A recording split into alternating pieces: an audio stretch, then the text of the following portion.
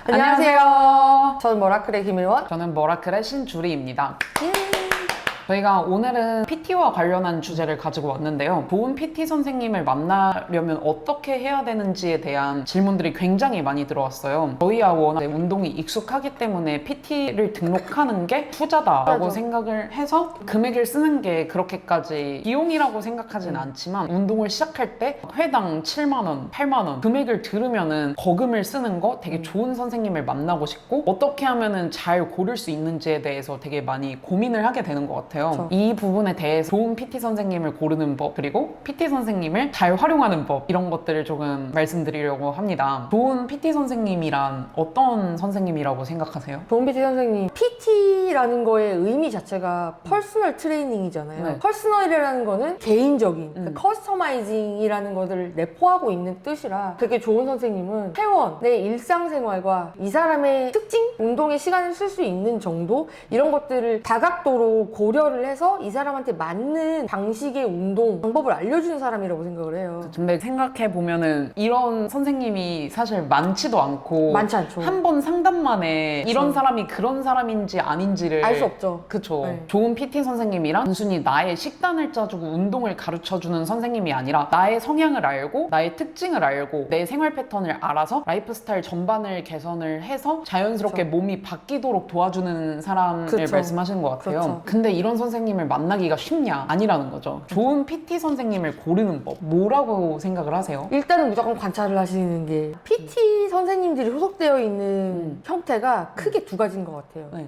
대형 센터라고 불리우는 그런 데에서 이제 가르쳐주죠, 회원들을. 그런 구조에 속해 있는 선생님이 계시고, 근데 PT만 전문적으로 하는 샵들이 요즘 되게 많아요. 그쵸. 거기에 이제 소속되어 계시는 선생님들이 많은데, 실은 후자 같은 경우는 네. 관찰을 할 수가 없죠. 우선적으로는 헬스장에 다녀야겠네요. 그럼요. 근데 네. 사실 관찰도 한 달 정도 매일매일 나가야 관찰을 관찰이 할 수 되는 있는 거죠. 건데 그 한 달을 다니는 것조차 되게 장벽인 사람들한테는 관찰을 하라는 말이 저 사람이 잘 가르치는 건지 뭔지도 모르고 그리고 저 사람이 그냥 재밌게 수업하는 것처럼 보인다 이런 것만으로도 선택하게 될 수도 있고 그렇죠. 그래서 되게 어려울 것 같아요. 저도 가장 좋은 방법은 한 달 정도 다녀보면서 선생님들이 수업하는 방식을 살펴보고 괜찮아 보이는 선생님들한테 자기가 받고 싶다고 어필을 하는 거 중요하다고 생각을 하는데 헬스를 그래도 조금이라도 해본 사람들한테 해당되는 얘기라고 생각을 해요. 이제 그 이외에 내가 진짜 아무것도 모르는 헬스에 한 달 다닐 의지조차 없는 헬생하다 그런 사람들한테 PT를 고르는 꿀팁을 주자면 발품을 팔아야죠. 이게 어쩔 수가 없어요. 왜냐면은 내가 몸을 만들고 싶으면 어떻게 변하고 싶은지는 솔직히 본인만 아는 거지. 남이 알려줄 수 있는 건 아니잖아요. 그거에 맞게 어느 정도 노력은 하셔야 되는데 솔직히 말해서 저는 헬스장에서 관찰하는 걸 제일 추천드리지만 왜냐면 유산소를 타면서도 다 보이거든요. 그죠. 이 사람이 뒤에서 회원님 시키고서는 핸드폰 보면서 하나, 둘 이런 식으로 카운팅만 하는 사람인지 아니면 지나가면서도 이분이 흡연을 되게 많이 하시거나 알코올에 쩔어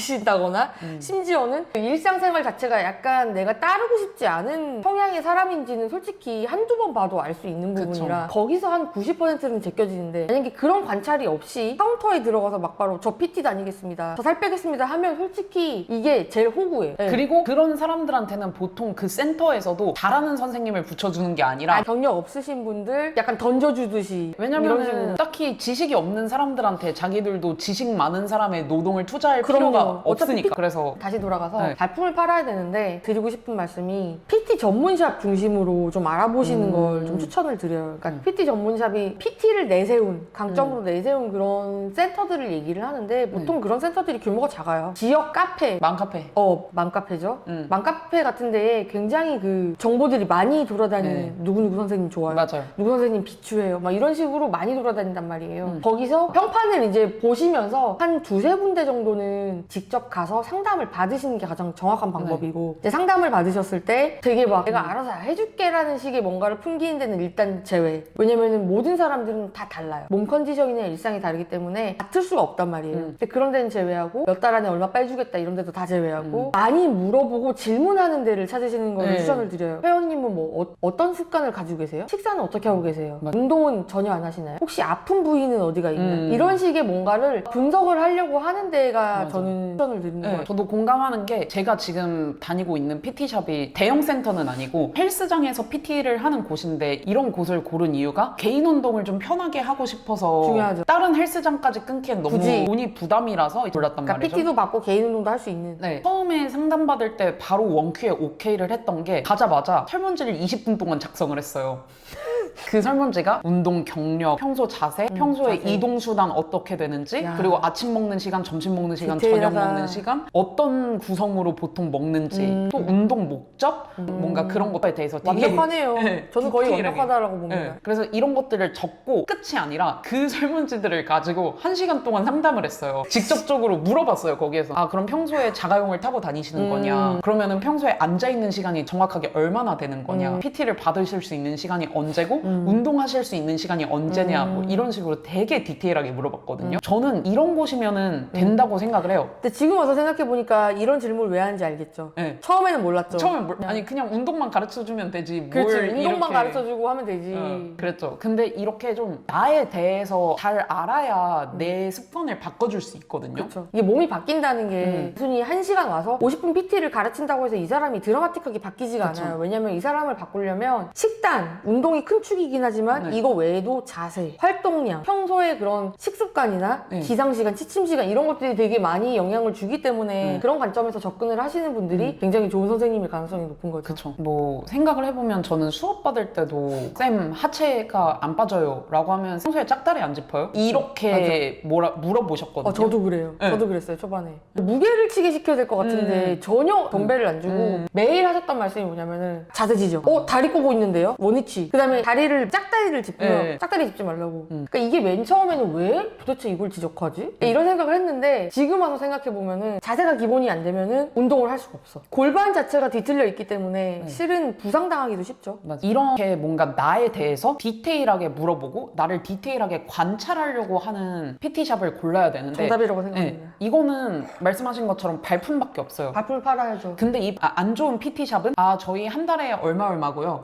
보통 주에 3회 정도 수업을 하고 목표 체중이 얼마세요? 그러면 몇 킬로 몇 달 안에 빼고 싶으신 거예요? 이런 이런 식의. 것들을 중점적으로 물어보면서 그냥 돈이든 내 몸이든 수치에 집중적으로 상담을 하는 그렇지. 곳. 이런 것들은 아무리 선생님들이 운동을 잘 가르쳐도 PT가 끝나면 말짱 도루묵이 되기 때문에 요요가 오죠. 절대로 하시지 않는 걸 추천하고 내가 아무리 식단을 짜주세요 라고 했다고는 하지만 처음부터 아침, 점심, 저녁을 모두 샐러드를 먹게 시킨다든지 나에 맞춘 식단이 아니라 정해놓은 식단을 식단표로 보내서 그냥 이거 하시면 돼요. 이런 부분들을 절대 아닌 것 같다고 생각을 하고 근데 왜 그렇게 하는지 모르겠어요, 도대체. 빠지니까. 그러니까 이게 아웃풋은 확실하니까. 네. 그죠? 그리고 기본적으로 저희는 이제 PT를 지속적으로 등록을 하지만 회원들은 30회 안에 뽕을 뽑으려고 하잖아요. 그러니까 그 식단을 군말 없이 따라 하는 거고 PT 선생님들도 자기의 직업 정신이잖아요. 이 사람을 빼줘야 되니까. 30회 안에 그 몸으로 만들어줘야 되니까. 그래서 그런 식단을 시키는 거고. 그럼 결론적으로 내가 대회에 나가거나 네. 아니면 단기 다이어트를 할 게 아니라 그냥 진짜 건강하게 만들면서 대부분의 네. 사람들은 그러면은 단기적으로 접근하는 데를 피하는 게 맞는 거네요. 그쵸. 그런 사람들은 이제 애초에 PT를 등록할 때 목적 자체를 명확하게 자기가 생각을 하셔야 돼요. 중요하죠. 내가 진짜 건강한 몸이 만들고 싶다라고 생각을 했으면 그거에 맞춰서 가야 되는데 그 과정에서 건강하게 만드는데 살도 좀 빠지면 좋죠. 이거는 살 빼고 싶다는 뜻이에요. 그러니까 자기가 스스로 그 목적 자체를 흔들리지 않고 나아갈 수 있는 게 중요하고 또 말이 길어졌는데 그 발품을 파는데 발품. PT샵에 가요. 저 등록하고 싶어요 하면 이제 막 얘기를 하다가 자연스럽게 막 결제로 넘어가. 그지. 이런 거를 거절을 못 하겠다라는 이유로 결제로 넘어가는데 저는 좀 거절할 수 있는 용기가 필요한 것 필요하죠. 같아요. 왜냐면 우리 한두 푼 쓰는 거 아니잖아요. 그치. 나가면서 제가 집 가서 논의를 생각해보고, 좀 그치. 그럼요. 뭐 당연한 거죠. 그러니까 그런다고 해서 아무도 뭐라고 하지 않아요. 절대 욕하지 않고 집에 가서 고민을 좀 해보고 다음 주 언제까지 연락을 주겠다라고 정확하게 의사 표현을 한 후에 그럼요. 중요하죠. 그러고 두세 군데 더 둘러보고 그나마 좀 괜찮았던 데를 고르는 게 제일 나은 방법인 것 같아요. 물론 이래도 실패할 수 있다는 거. 그리고 추가적으로 더 말씀드리면 정말 너무 마음에 들어. 여기다 하는 경우들도 있지만 네. 저도 그랬어요. 실은. 네. 근데 많지가 않을 것 같고 그쵸. 그래도 좀 괜찮을 것 같아? 라고 하는 경우에는 10회만 끊어보는 걸 추천해요. 네. 처음부터 30회, 50회 더 싸고 싸긴 하지. 이렇게 하시지 마시고 무조건 10회로 끊어보고 경험을 해보고 결정해도 늦지 않다. 그리고 PT를 받다 보면 다른 선생님들이 또 어떻게 수업하는지가 보인단 말이에요. 그리고 재등록을 할 때 저 이번에는 또 저 쌤한테도 받아보고 받아보고 싶다. 라고 어필하시면 될 것 같습니다. PT를 활용하는 방법으로 넘어가야 될 것 같아요. 네. PT쌤을 골랐어. 근데 너무 마음에 안 들어. 음. 뭔가 자꾸 나한테 시키기만 하고 나한테 설명을 하나도 안 해주는 것 같아요.